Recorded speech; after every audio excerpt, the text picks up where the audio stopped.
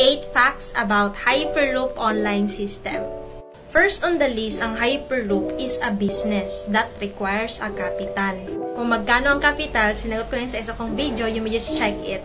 Pangalawa, ang requirement mo sa Hyperloop is 2 valid IDs and the account ID on which yun yung babayaran mo. Pangatlo, ang trainings mo doon ay libre. Wala kang babayaran sa mga trainings. Pang-apat, ito po ay lifetime business. Pang-lima, since ito po ay business, wala kang salary, wala kang sahod. Ang tawag doon is income kasi nga business siya, hindi siya trabaho. Pang-anim, ito po ay pwede mong gawin full-time or part-time. So meaning, kahit may trabaho ka, nasa labas ka man ng bansa, pwede mo tong simulan. Pang-pito, meron ka ring makuhang scholarship. So pwede kang mag-aral or pwede ka ring magpaaral.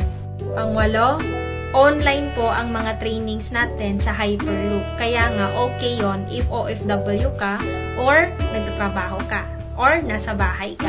So, if you have more questions, just comment there or follow me, then connect to me. Nandun sa bio ko ang messenger link. God bless!